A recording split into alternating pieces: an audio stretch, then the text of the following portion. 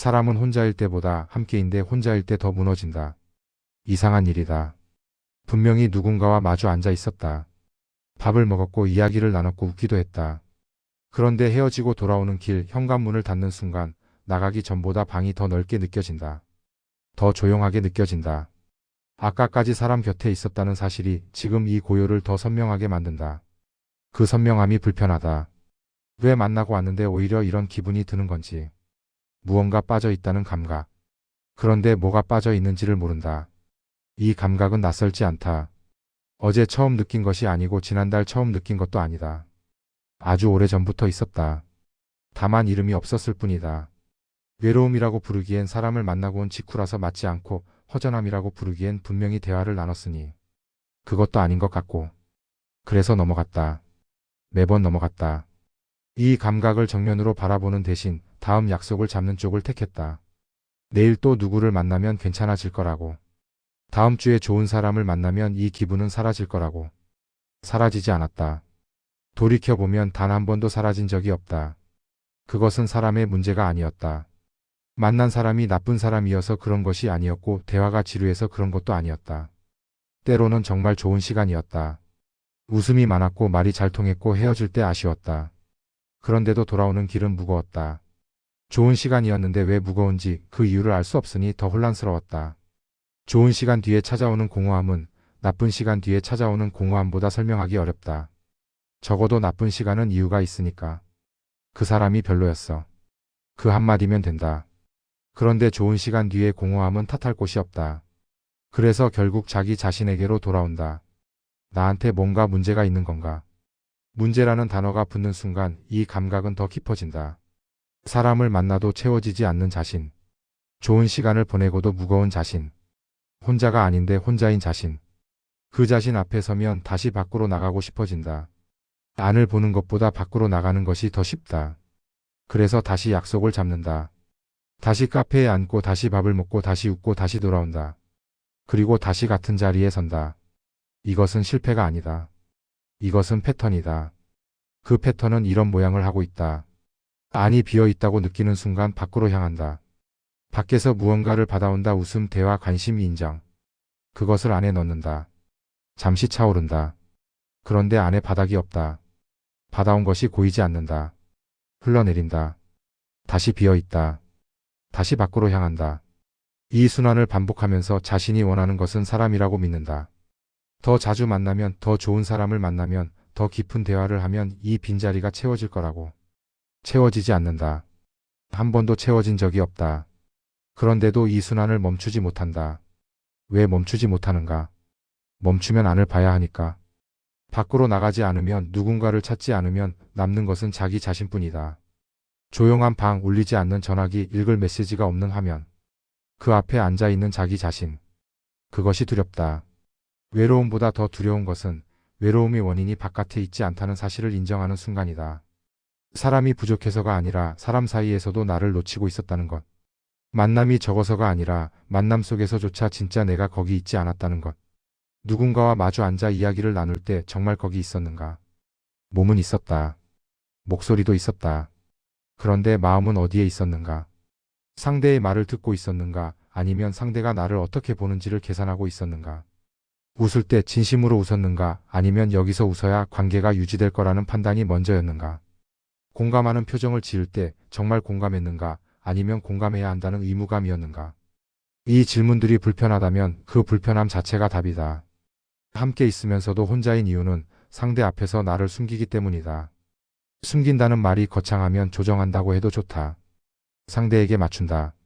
상대가 원하는 내가 된다. 상대가 불편하지 않을 만큼만 드러내고 나머지는 접어둔다. 그 접어둔 부분이 바로 나다. 관계 안에 있지만 진짜 나는 관계 밖에 서 있다. 마주 앉아 있어도 만나지 못한다. 그 사람을 만난 것이 아니라 그 사람 앞에서의 역할을 수행한 것이다. 상대도 마찬가지였을 수 있다. 두 사람이 각자의 역할을 수행하며 마주 앉아 있었다면 그것은 만남이 아니라 공연이다. 공연이 끝나면 무대 뒤로 돌아간다. 무대 뒤에는 아무도 없다. 당연히 공허하다. 이 지점에서 쇼펜하우어의 문장이 도착한다. 친구를 원한다면 먼저 혼자 있는 법을 배워라. 이 문장을 들으면 대부분 이렇게 해석한다.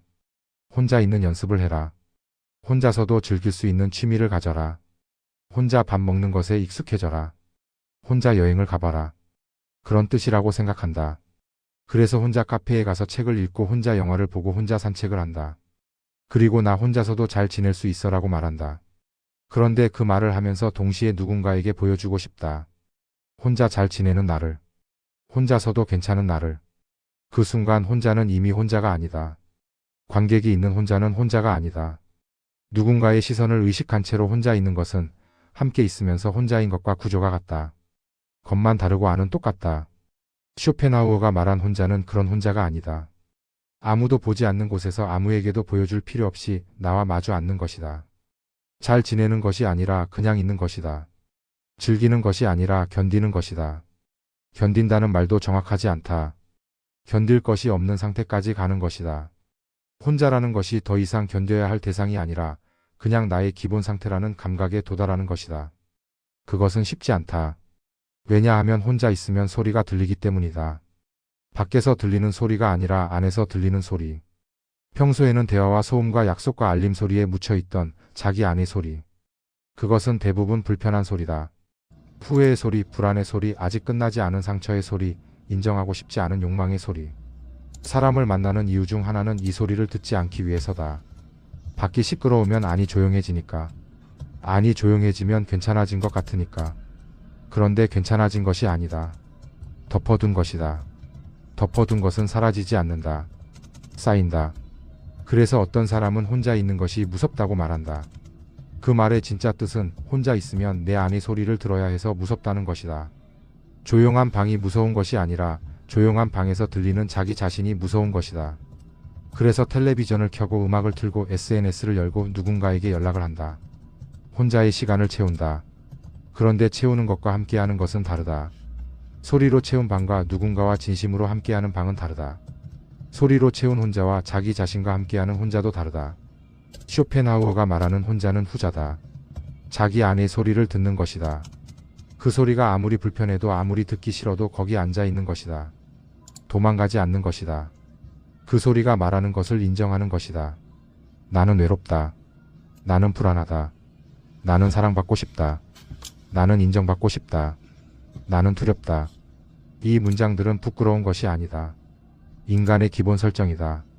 그런데 이 문장들을 인정하지 않으면 이 문장들을 다른 사람에게 맡긴다. 내 외로움을 내가 해결해줘. 내 불안을 내가 가라앉혀줘.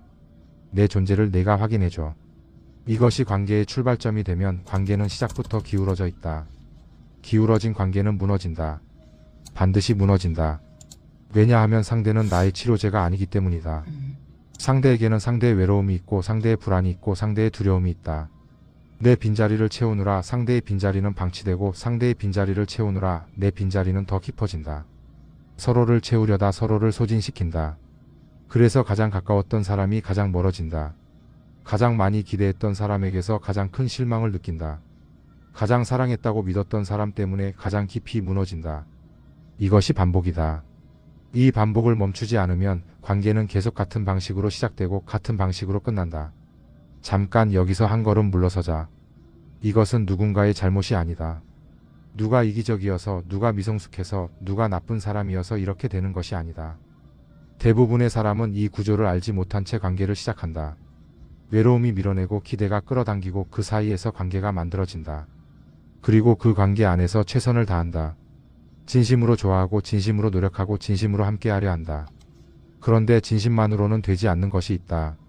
자기 안의 빈자리를 모른 채로 상대에게 가면 진심조차 기대의 형태를 띈다. 나는 너를 이만큼 좋아하니까 너도 나를 이만큼 좋아해줘. 이 문장은 사랑처럼 들리지만 구조적으로는 거래다. 거래는 불균형이 생기면 깨진다. 그렇다면 왜 이 구조를 알면서도 바꾸지 못하는가? 바꾸려면 혼자와 마주해야 하니까. 혼자의 시간 속에서 자기가 진짜 원하는 것이 무엇인지를 봐야 하니까. 그 과정이 쾌적하지 않으니까. 밖에서 사람을 만나는 것은 최소한 움직임이 있다. 대화가 있고 반응이 있고 시간이 흐른다. 그런데 혼자 앉아서 자기 안을 보는 것은 아무 움직임이 없다. 시간이 느리게 간다. 불편함만 선명해진다. 아무도 괜찮아라고 말해주지 않는다. 스스로 괜찮지 않다를 통과해야 한다.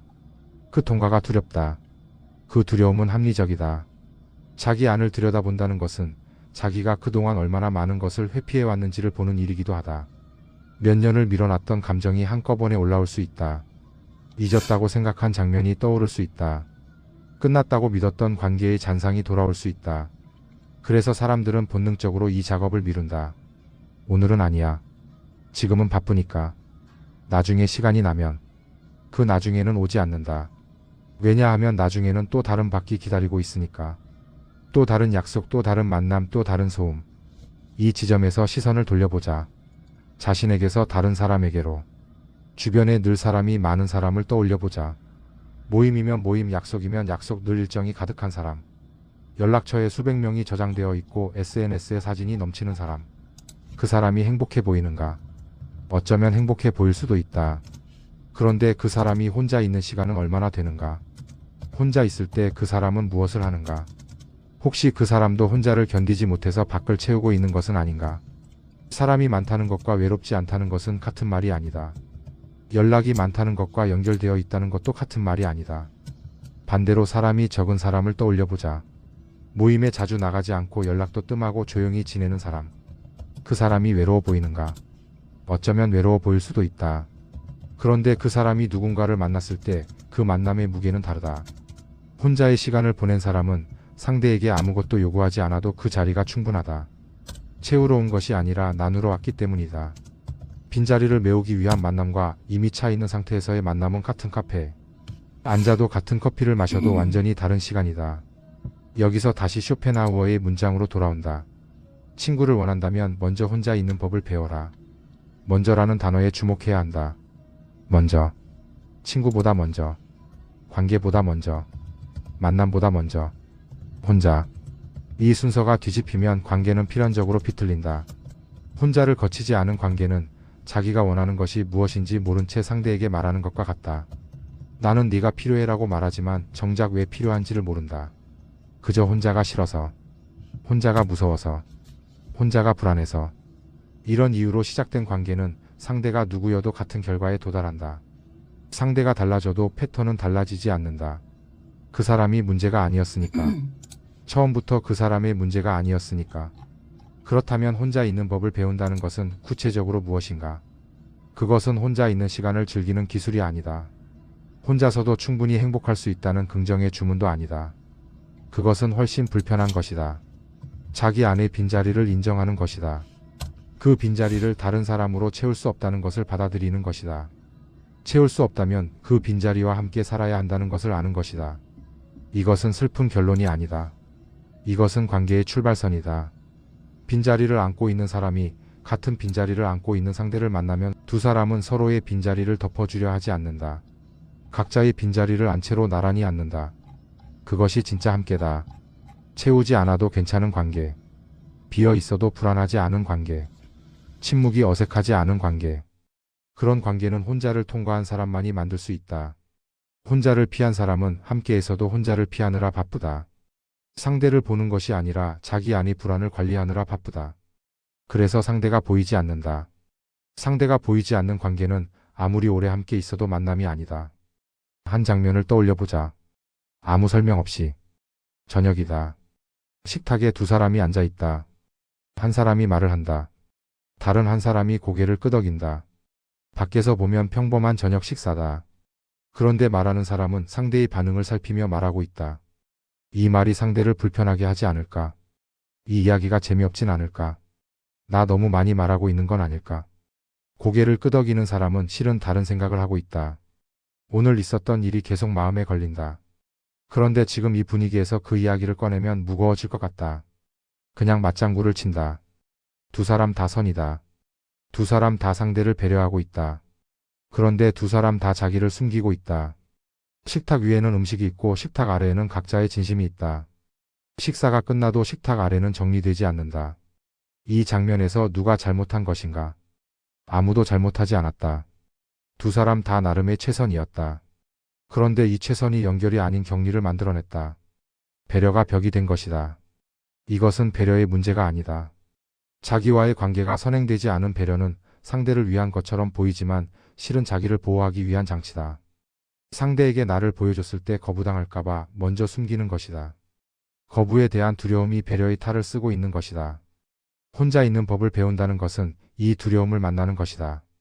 거부당할 수 있다는 사실 앞에 서는 것이다. 내가 나를 다 보여줬을 때 상대가 떠날 수도 있다. 그 가능성을 안고도 보여줄 수 있으려면 먼저 나 스스로가 나를 거부하지 않아야 한다. 자기 안의 빈자리를, 약함을, 부족함을, 욕구를 부끄러워하지 않아야 한다. 그것이 가능하려면 혼자의 시간 속에서 그것들과 충분히 만나야 한다. 만나서 봐야 한다. 보고 인정해야 한다. 인정한 후에 그것을 안고 밖으로 나가야 한다. 그래야 상대 앞에서도 숨기지 않는다. 숨기지 않아야 비로소 만난다. 다시 돌아오는 길을 생각해보자. 누군가와 시간을 보내고 집으로 돌아가는 길. 그 길이 무겁지 않으려면 만남 안에서 진짜 내가 거기 있었어야 한다. 역할이 아닌 나. 계산이 아닌 나. 보여주기가 아닌 나. 그것이 가능하려면 만남 이전에 혼자의 시간 속에서 나를 먼저 만났어야 한다. 쇼펜하우어는 이것을 알았다. 그래서 순서를 말한 것이다. 친구를 원한다면 먼저 혼자 있는 법을 배워라. 친구가 필요 없다는 말이 아니다. 혼자가 좋다는 말이 아니다. 혼자를 거쳐야 비로소 진짜 함께가 가능하다는 말이다. 그 거침을 생략하면 관계는 반복의 수레바퀴 위를 돈다. 매번 다른 사람이지만 매번 같은 실망. 매번 다른 기대지만 매번 같은 결말. 이 문장은 충고가 아니다. 진단이다. 왜 관계가 계속 어긋나는가에 대한 진단이다. 그리고 그 진단 앞에서 대부분의 사람은 불편해진다. 왜냐하면 이 진단은 상대를 바꾸라는 말이 아니라 자기 자신에게 돌아가라는 말이니까. 밖이 아니라 아니니까. 다른 사람이 아니라 자기 자신이니까. 마지막으로 누군가를 만나고 돌아오는 길, 함께 있기 전보다 더 외로웠던 적은 정말 없었는가. 그 외로움이 상대 때문이 아니라는 것을 어쩌면 그때도 알고 있었을 것이다. 다만 아는 것과 인정하는 것 사이에는 혼자의 시간이 필요하다. 그 시간을 아직 보내지 않았을 뿐이다. 손이 먼저 움직인다. 외로움이 밀려오는 순간 머리가 판단하기 전에 손이 먼저 전화기를 짚는다.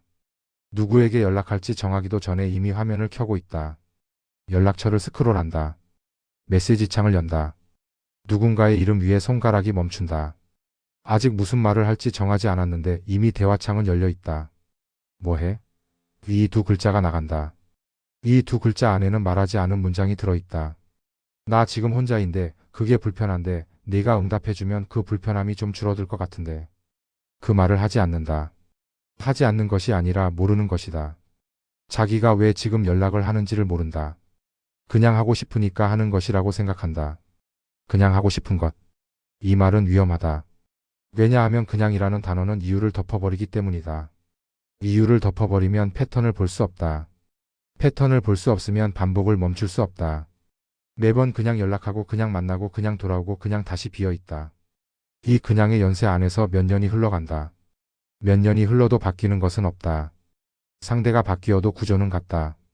장소가 바뀌어도 결과는 같다. 나이가 들어도 순서는 같다. 비어있다, 불안하다, 누군가를 찾는다, 만난다, 돌아온다, 다시 비어있다.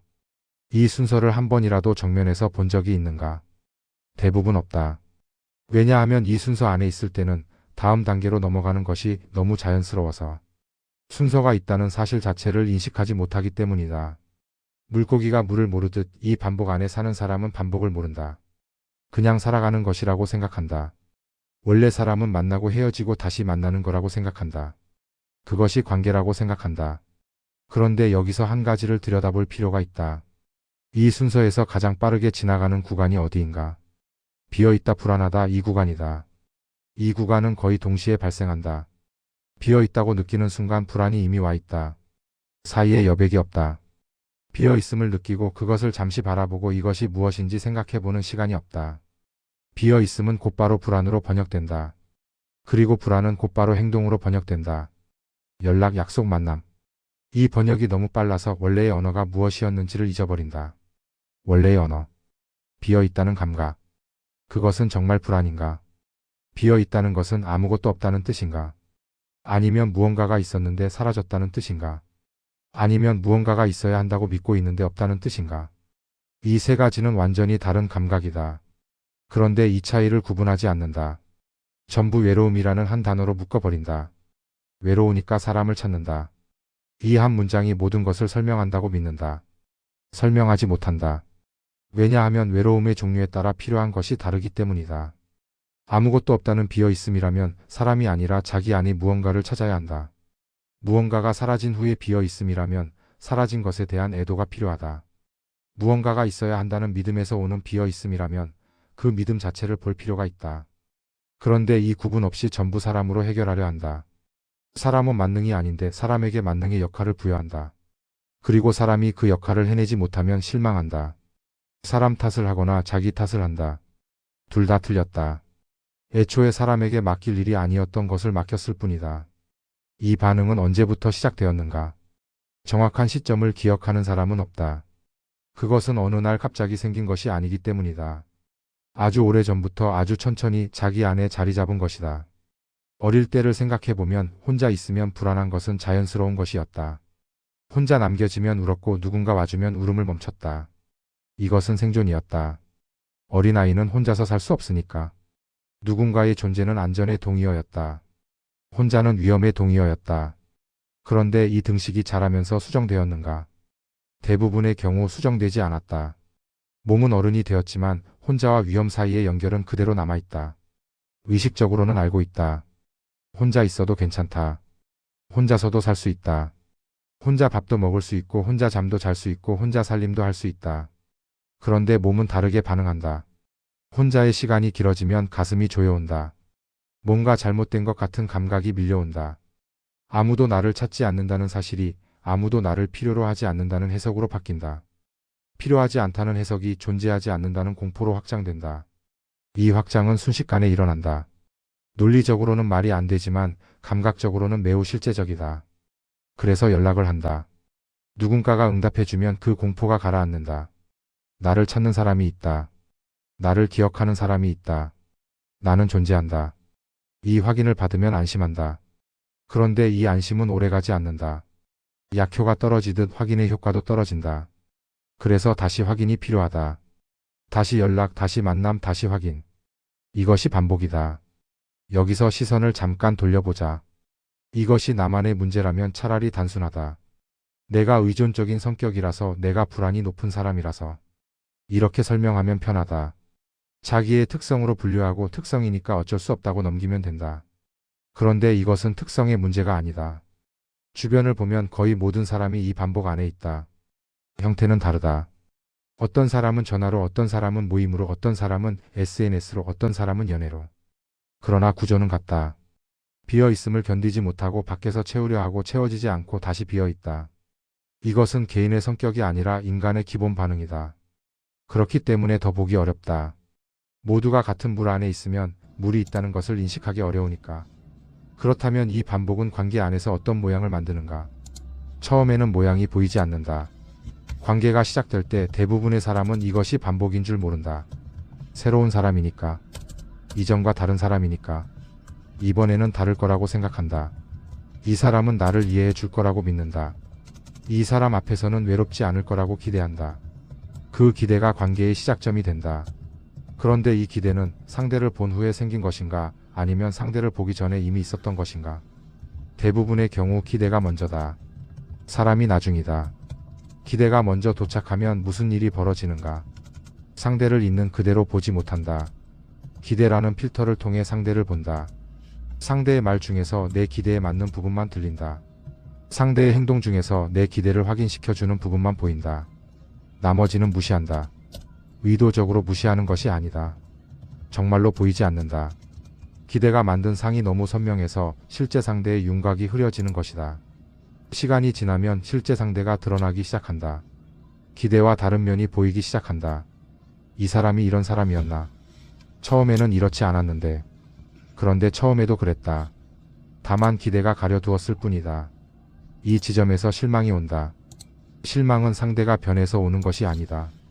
내 기대가 벗겨지면서 오는 것이다. 상대는 처음부터 같은 사람이었다. 달라진 것은 내 눈이다. 기대가 떨어져 나간 자리에 상대의 실제 모습이 서 있다. 그 모습이 낯설다. 낯설음이 실망이 되고 실망이 원망이 되고 원망이 거리가 된다. 이 과정이 한 번이었다면 그 관계의 고유한 문제다. 그런데 이 과정이 매번 반복된다면 이것은 관계의 문제가 아니라 관계를 시작하는 방식의 문제다. 시작이 기대로부터 시작되면 끝은 언제나 실망이다. 사람이 달라져도 시작이 같으니까 끝도 같다. 그래서 돌아보면 관계들이 전부 비슷한 궤적을 그린다. 초반의 설렘, 중반의 안정, 후반의 실망, 그리고 끝. 혹은 초반의 설렘, 중반의 불안, 후반의 집착, 그리고 끝. 어떤 궤적이든 끝이 있다. 그리고 그 끝에서 다시 비어 있다. 여기서 다시 쇼펜하우어의 말로 돌아온다. 그가 먼저라고 말한 이유. 먼저 혼자 있는 법을 배우라는 것은 이 기대의 구조를 보라는 것이다. 내가 관계에 들어갈 때 무엇을 들고 들어가는지를 보라는 것이다. 손에 들고 있는 것이 호기심인가, 기대인가, 상대에 대한 관심인가, 나의 빈자리를 채워줄 것이라는 예상인가. 이것을 구분하려면 먼저 자기 안의 빈자리를 알아야 한다. 빈자리를 알려면 혼자의 시간 속에서 그 빈자리와 마주해야 한다. 마주하지 않은 빈자리는 관계 안에서 기대의 형태로 상대에게 투사된다. 투사된 기대는 상대를 사람이 아니라 역할로 만든다. 역할. 이 단어가 중요하다. 기대를 투사받은 상대는 있는 그대로의 사람이 아니라 나의 각본 속 배역이 된다. 위로해주는 사람, 인정해주는 사람, 기다려주는 사람, 안아주는 사람. 이 배역을 잘 수행하면 좋은 사람이고 수행하지 못하면 실망스러운 사람이다. 그런데 상대는 그 배역에 지원한 적이 없다. 자기도 모르는 사이에 배역이 주어졌고 자기도 모르는 사이에 평가받고 있다. 그리고 상대도 마찬가지다. 상대도 나에게 배역을 주고 있다. 나도 내가 모르는 사이에 상대의 각본 속 누군가를 연기하고 있다. 두 사람이 각자의 각본을 들고 하나의 무대에 올라가 있다. 각본이 다르니까 엇갈린다. 엇갈리면 다투고 다투면 상처받고 상처받으면 떠나거나 떠나보낸다.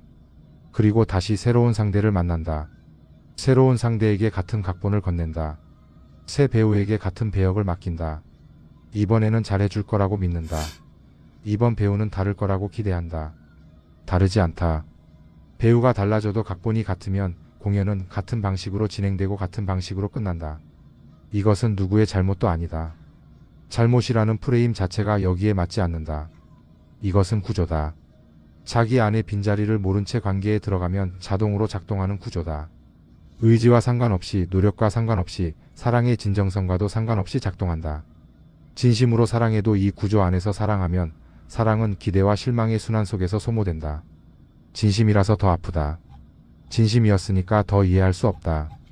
나는 진심이었는데 왜 이렇게 됐는가?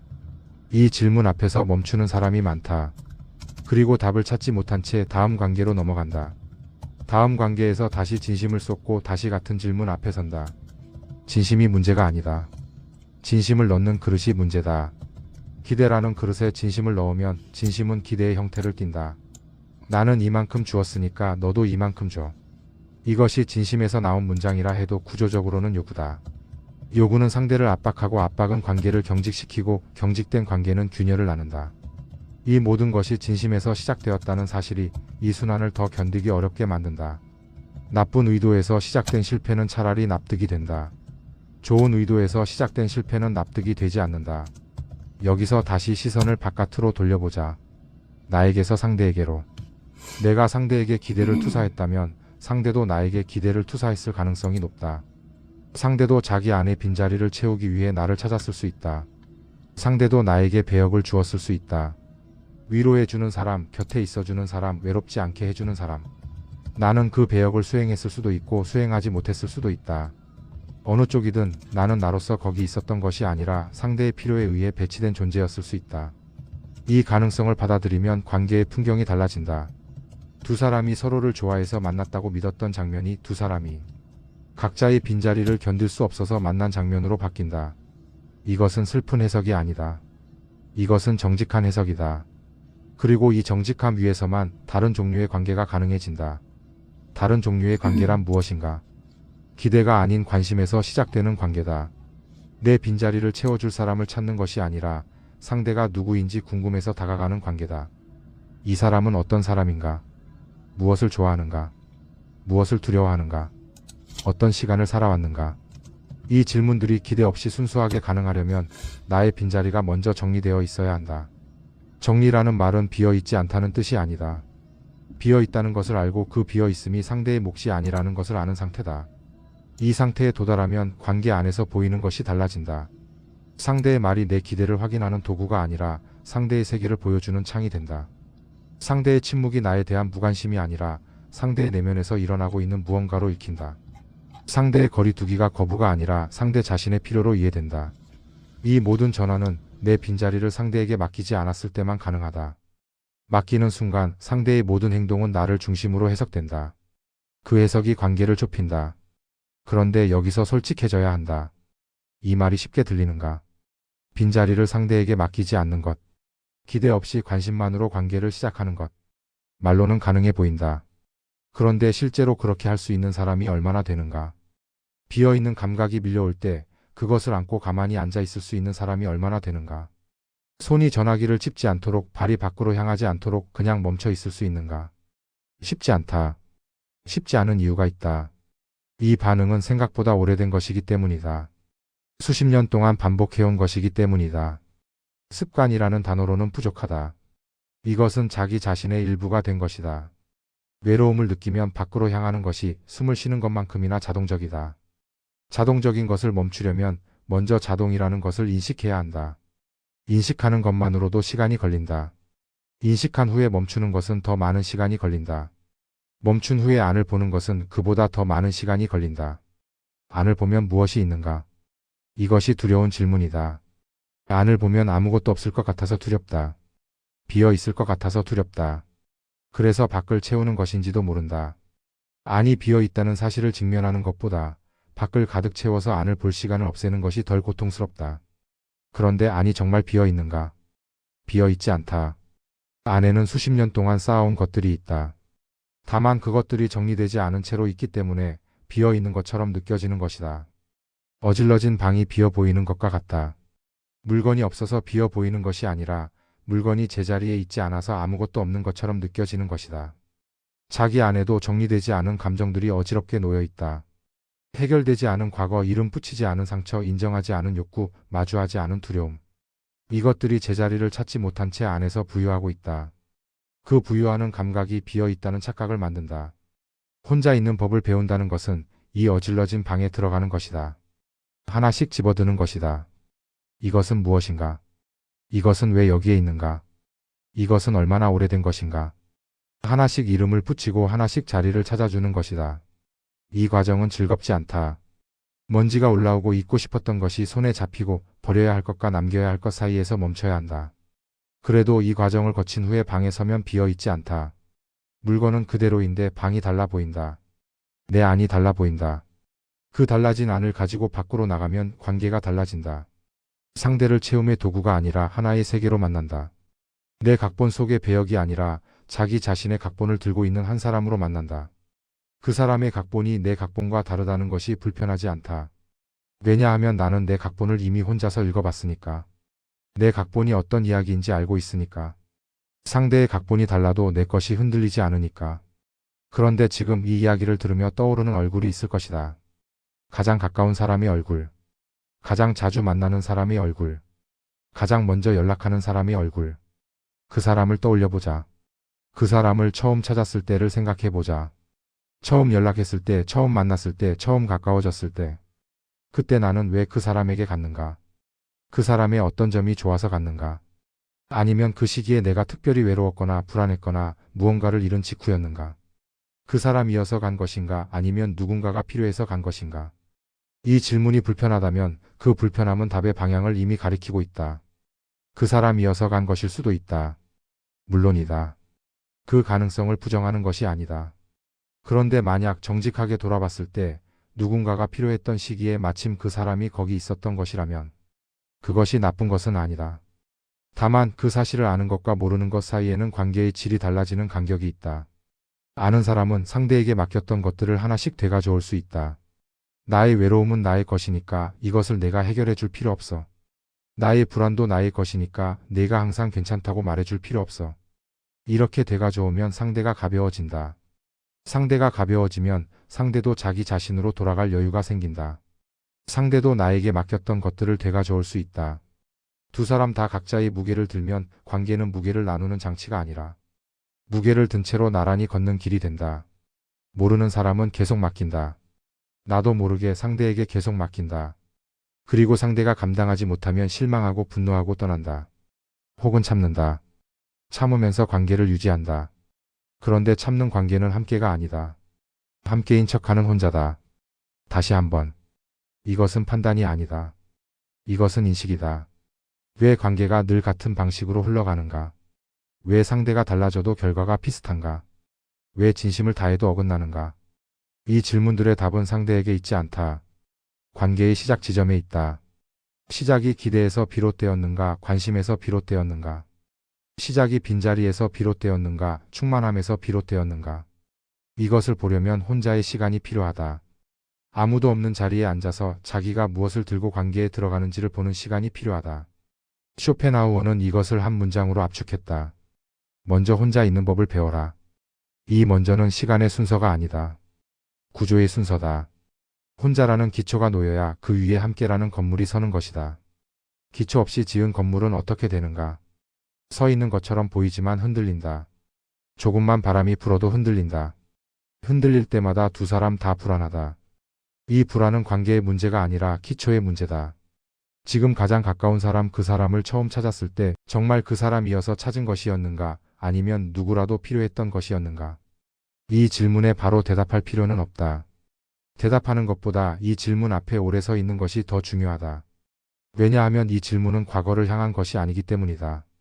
지금 이 순간의 관계를 향한 질문이기 때문이다. 지금 이 관계 안에서 나는 상대를 보고 있는가? 아니면 내 기대를 보고 있는가? 지금 이 관계 안에서 나는 나로서 있는가? 아니면 역할을 수행하고 있는가? 이 질문이 남아있는 한 혼자의 시간은 아직 끝나지 않았다. 인간은 태어나는 순간부터 확인을 구한다. 울음이 그것이다. 갓 태어난 아이가 우는 것은 슬퍼서가 아니다. 숨을 쉬기 위해서이기도 하지만 동시에 여기 있다는 신호다. 나 여기 있다. 이 소리를 들어라. 이 존재를 확인해라. 누군가 안아 올리면 울음이 그친다. 안아 올려지는 순간 존재가 확인된다.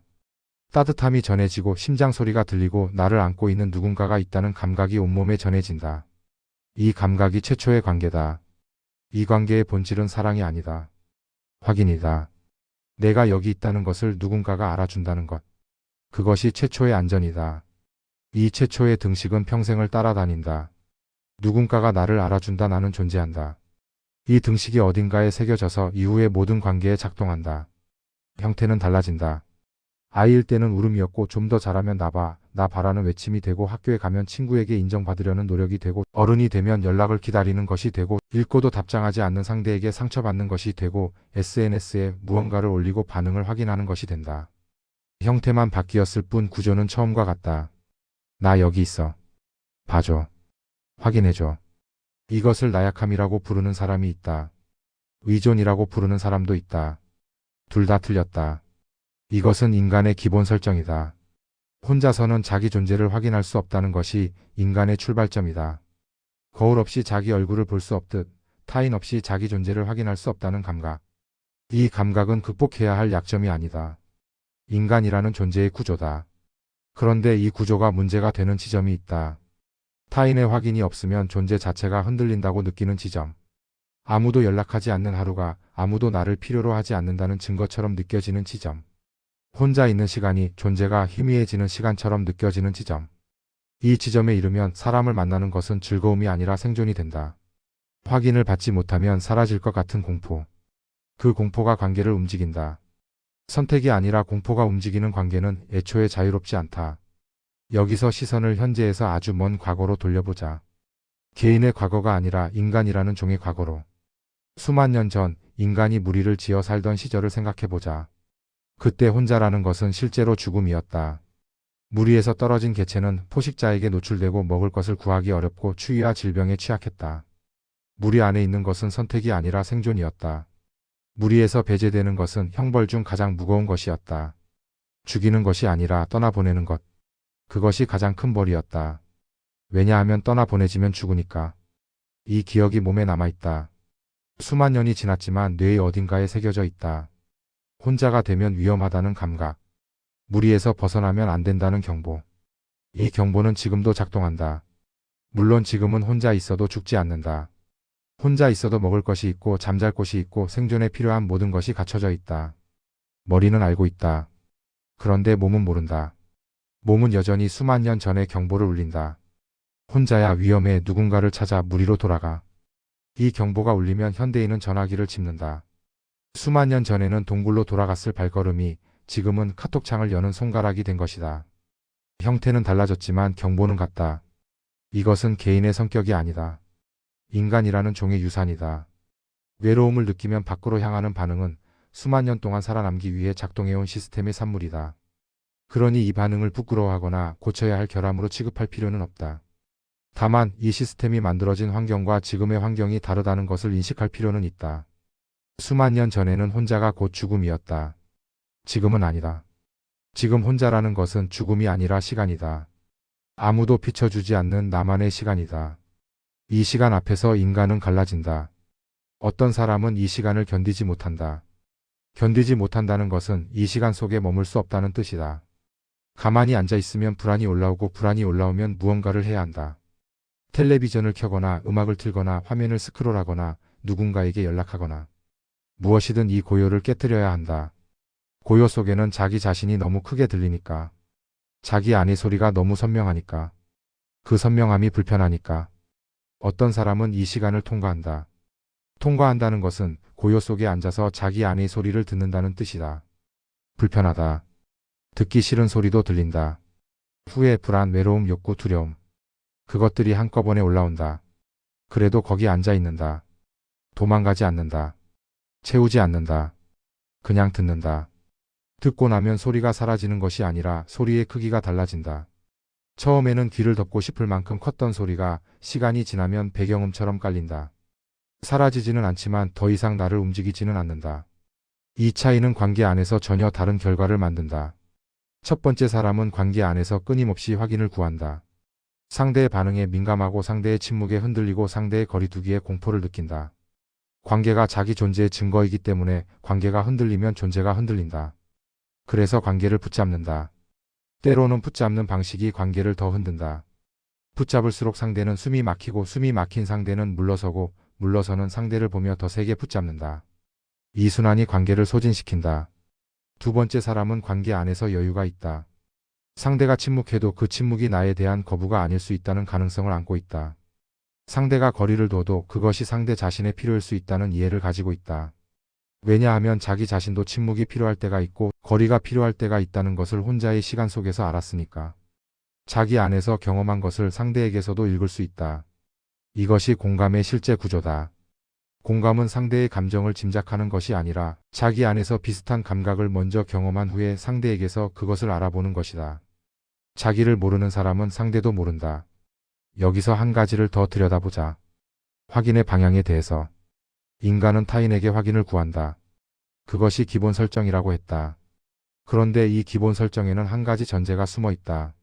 나는 스스로 나를 확인할 수 없다는 전제. 거울이 없으면 얼굴을 볼 수 없듯 타인이 없으면 나를 알 수 없다는 전제. 이 전제는 사실인가? 절반은 사실이다. 인간은 관계 속에서 자기를 발견하는 존재다. 타인의 반응을 통해 자기가 어떤 사람인지를 알아간다. 상대의 웃음 속에서 자신이 유쾌한 사람일 수 있다는 것을 알고 상대의 눈물 속에서 자신이 누군가를 아프게 할 수 있는 사람이라는 것을 안다. 관계는 자기 인식의 도구다. 이것은 부정할 수 없다. 그런데 나머지 절반은 사실이 아니다. 타인의 반응은 거울이지만 완전한 거울은 아니다. 모든 거울은 왜곡한다. 상대의 반응에는 상대의 기대, 상대의 편견, 상대의 감정 상태가 섞여 있다. 상대가 나를 좋아한다고 말할 때 그것이 온전히 나를 본 결과인지 상대가 보고 싶은 나를 본 결과인지는 알 수 없다. 상대가 나를 비난할 때도 마찬가지다. 그것이 나의 실제 모습에 대한 반응인지 상대 자신의 불안이 투사된 것인지도 알 수 없다. 타인의 거울에만 의존하면 자기 모습은 만나는 사람마다 달라진다. 이 사람 앞에서의 나와 저 사람 앞에서의 나가 다르다. 어느 쪽이 진짜인지 모르겠다. 이 혼란이 정체성을 흔든다. 그래서 또 다른 거울이 필요하다. 타인이 아닌 자기 자신이라는 거울. 혼자의 시간 속에서 아무의 반응도 없이 자기가 무엇을 느끼고 무엇을 원하고 무엇을 두려워하는지를 보는 것. 이것이 쇼펜하우어가 말한 혼자 있는 법의 핵심이다. 타인의 거울 없이도 자기를 확인할 수 있는 능력. 이것은 타인이 필요 없다는 뜻이 아니다. 타인의 거울만으로는 부족하다는 뜻이다. 두 개의 거울이 있어야 한다. 타인의 거울과 자기 자신의 거울. 하나만 있으면 균형이 무너진다. 타인의 거울만 있는 사람은 상대에 따라 자기가 달라진다. 자기가 없는 것이 아니라 자기가 상대의 형태를 따라간다. 물이 그릇의 형태를 따라가듯 어떤 그릇에 담기느냐에 따라 네모가 되기도 하고 동그라미가 되기도 한다. 그런데 그릇이 없으면 쏟아진다. 형태를 잃는다. 이 공포가 관계에 집착하게 만든다. 그릇 없이는 자기 형태를 유지할 수 없다고 느끼니까. 자기 자신의 거울도 가진 사람은 그릇 없이도 형태가 있다. 완전한 형태는 아닐 수 있다. 흔들리기도 한다. 그런데 쏟아지지는 않는다. 자기 안에 머물렀던 시간이 일종의 용기를 만들어 놓았기 때문이다. 자기가 자기를 담는 그릇이 된 것이다. 이 상태에서 타인을 만나면 타인은 내 그릇이 아니라 옆에 놓인 또 다른 그릇이다. 각자의 형태를 가지고 나란히 놓여 있는 것. 서로를 담으려 하지 않아도 되는 것. 이것이 쇼펜하우어가 말한 관계의 순서다. 그러나 여기서 한 가지를 솔직하게 마주해야 한다. 혼자 있는 법을 배운다고 해서 외로움이 사라지는가? 사라지지 않는다. 혼자 있는 시간을 통과한다고 해서 더 이상 외롭지 않게 되는가? 그렇지 않다. 외로움은 인간의 기본 감각이다. 숨을 쉬면 산소가 들어오듯 살아있으면 외로움이 온다. 이것은 해결해야 할 문제가 아니라 살아있다는 것의 부산물이다. 이 말이 위로처럼 들릴 수도 있고 절망처럼 들릴 수도 있다. 어느 쪽이든 상관없다. 중요한 것은 사실이라는 것이다. 외로움은 사라지지 않는다. 아무리 좋은 관계를 맺어도 아무리 많은 사람을 만나도 아무리 깊은 대화를 나눠도 혼자의 시간이 오면 외로움은 돌아온다. 이것은 관계의 실패가 아니다. 인간의 조건이다. 그렇다면 차이는 어디에서 생기는가? 외로움의 유무가 아니라 외로움 앞에서의 태도에서 생긴다. 외로움에 끌려가는 사람이 있다. 외로움이 오면 외로움이 시키는 대로 한다. 연락하라고 하면 연락하고 만나라고 하면 만나고 붙잡으라고 하면 붙잡는다. 외로움이 운전대를 잡고 자기는 뒷좌석에 앉는다. 어디로 가는지 모른 채 끌려간다. 끌려가는 동안은 적어도 움직이고 있다는 감각이 있다. 멈춰 있는 것보다는 낫다고 느낀다. 그런데 도착하는 곳은 언제나 같다. 아까 출발했던 바로 그 자리다. 한 바퀴 돌아 같은 곳에 와 있다. 외로움은 줄어들지 않았고 에너지만 소진되었다. 외로움에 떠밀리지 않는 사람이 있다. 외로움이 오면 외로움이 왔다는 것을 안다. 안다는 것은 거리를 둔다는 뜻이다. 외로움이 여기 있구나. 오늘도 왔구나. 이 감각을 관찰한다. 관찰한다고 해서 외로움이 사라지는 것은 아니다. 여전히 외롭다. 그런데 끌려가지는 않는다. 외로움이 운전대를 잡으려 하지만 넘겨주지 않는다. 외로움은 조수석에 앉힌다. 같이 간다. 없애려 하지 않는다. 다만 외로움이 방향을 정하지 못하게 한다. 방향은 내가 정한다. 그 방향이 사람을 향할 수도 있고 혼자의 시간을 향할 수도 있다. 중요한 것은 그것이 선택이라는 것이다. 끌려감이 아니라 선택. 같은 문을 열어도 끌려서 여는 문과 걸어서 여는 문은 다르다. 끌려서 열면 문 너머에 누가 있든 상관없다. 아무나 있으면 된다. 비어 있지만 않으면 된다. 걸어서 열면 문 너머의 사람이 보인다. 그 사람의 얼굴이 보이고 그 사람의 시간이 보이고 그 사람의 외로움도 보인다. 같은 외로움을 안고 있는 또 한 사람의 인간이 보인다. 그때 비로소 만남이 된다. 두 외로움이 서로를 해결하려 하지 않고 나란히 앉는 것. 그것이 만남이다. 여기서 다시 처음으로 돌아가 보자. 쇼펜하우어의 문장으로. 친구를 원한다면 먼저 혼자 있는 법을 배워라. 이 문장은 세 단계를 거쳐왔다. 처음에는 이 문장이 개인의 감정과 충돌하는 지점을 보았다. 함께 있었는데 더 외로웠던 경험. 돌아오는 길의 무게. 혼자를 피해 밖으로 나갔지만 밖에서도 혼자였다는 감각. 그 다음에는 이 문장이 반복되는 태도의 구조를 보여주었다. 왜 매번 같은 방식으로 관계가 시작되고 같은 방식으로 어긋나는가? 기대가 먼저 도착하고 사람이 나중에 보이는 구조. 빈자리를 상대에게 맡기는 습관. 그리고 지금 이 문장이 인간 전체의 조건으로 확장되었다. 인간은 혼자서는 자기를 확인할 수 없다고 믿는 존재다. 이 믿음은 수만 년 동안 이어져 왔다. 이 믿음 위에서 관계가 만들어졌고 이 믿음 때문에 관계가 무너졌다. 이 믿음을 완전히 없앨 수는 없다. 그것은 인간의 구조이니까. 그러나 이 믿음만으로 관계를 시작하면 관계는 확인의 도구가 되고 사람은 거울이 되고 만남은 자기 존재의 증명 과정이 된다. 그것은 만남이 아니다. 쇼펜하우어는 다른 순서를 제안한 것이다. 먼저 타인의 거울 없이 자기를 확인해보라. 아무도 나를 보지 않는 시간 속에서 그래도 내가 여기 있다는 감각을 경험해보라. 그 감각은 처음에는 희미하다. 아주 희미하다. 타인의 확인에 비하면 볼품없을 만큼 희미하다. 타인이 너 참 좋은 사람이야 라고 말해주면 온몸에 퍼지는 따뜻함에 비해 혼자 앉아서 느끼는 자기 존재의 감각은 미약하다. 그래서 초반에는 이것이 의미 있는 것인지 의심된다. 이렇게 해서 뭐가 달라지는지 모르겠다고 느낀다. 달라진다. 천천히. 아주 천천히. 그러나 한번 자리 잡으면 쉽게 흔들리지 않는다. 타인의 확인은 강렬하지만 짧다. 약효가 빠르지만 금방 떨어진다. 자기 안에서 온 확인은 미약하지만 길다. 약효가 느리지만 오래 남는다. 이 차이가 시간이 지나면서 관계의 질을 바꾼다. 그리고 한 가지. 혼자 있는 법을 배운다는 것은 혼자이기를 선택한다는 뜻이 아니다. 영원히 혼자 있겠다는 결심이 아니다. 관계를 포기하겠다는 선언이 아니다. 그것은 오히려 반대다. 혼자 있는 법을 배운 사람이 더 깊은 관계를 만들 수 있다. 왜냐하면 이 사람은 상대에게 빈손으로 가지 않기 때문이다. 자기 안에 머문 시간의 무게를 가지고 간다. 자기가 무엇을 느끼는지 아는 사람은 상대가 무엇을 느끼는지에도 민감하다. 자기의 외로움을 인정한 사람은 상대의 외로움을 판단하지 않는다. 자기의 빈자리를 본 사람은 상대의 빈자리를 채우려 하지 않고 옆에 앉을 수 있다. 이것이 쇼펜하우어가 말한 친구의 조건이다. 서로의 빈자리를 채우는 관계가 아니라 각자의 빈자리를 안고 나란히 서는 관계. 서로의 외로움을 해결하는 관계가 아니라 각자의 외로움을 인정한 채 함께 걷는 관계. 이 관계는 확인을 구하지 않아도 괜찮다. 왜냐하면 자기를 확인하는 또 다른 방법을 이미 알고 있으니까. 타인의 거울이 없어도 쏟아지지 않는 자기만의 그릇을 이미 가지고 있으니까. 그렇다고 해서 이 관계가 완벽한 것은 아니다. 여전히 외롭고 여전히 어긋나고 여전히 상처받는다. 혼자 있는 법을 배웠다고 해서 관계의 모든 문제가 풀리는 것은 아니다. 다만 문제 앞에서 서는 자리가 달라진다. 끌려가는 자리에서 서는 것이 아니라 발을 딛고 서는 자리에서 선다. 그 차이 하나가 관계의 모든 장면을 다르게 만든다. 이 글은 여기서 정리하지 않는다. 교훈을 남기지 않는다. 실천 목록을 제시하지 않는다. 다짐을 요구하지 않는다. 다만 하나의 장면을 남겨둔다. 지금 이 글을 듣고 있는 시간. 이 시간은 어떤 시간인가? 누군가의 목소리가 들리고 있지만 실제로는 혼자 있는 시간이다. 혼자 앉아 있거나 혼자 걷고 있거나 혼자 누워 있거나 옆에 누가 있을 수도 있지만 이 글을 듣고 있는 이 순간은 오롯이 자기 자신과 함께하는 시간이다. 이 시간이 불편한가? 불편하다면 이 불편함이 어디서 오는지를 잠시 느껴보자. 채우고 싶은 충동이 올라오는가? 누군가에게 연락하고 싶은 감각이 있는가? 이 고요를 깨트리고 싶은가?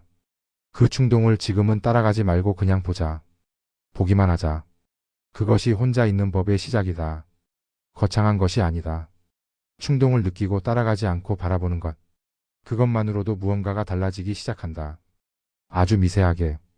외로움은 사라지지 않는다. 쇼펜하우어도 그것을 알았다.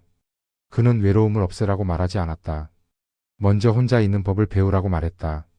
배운다는 것은 익숙해진다는 뜻이 아니다. 외로움과 함께 앉아 있을 수 있게 된다는 뜻이다.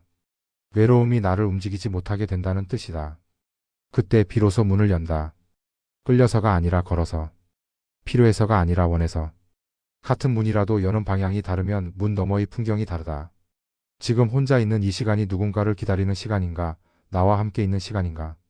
이 질문은 답을 구하지 않는다. 이 질문은 오래 남기 위해 존재한다. 내일도 모레도 혼자의 시간이 올 때마다 이 질문이 조용히 돌아올 것이다. 그때마다 답은 달라질 수 있다. 달라져도 괜찮다. 중요한 것은 답이 아니라 이 질문 앞에서 멈추는 순간이 있다는 것이다. 그 순간이 혼자 있는 법의 시작이다.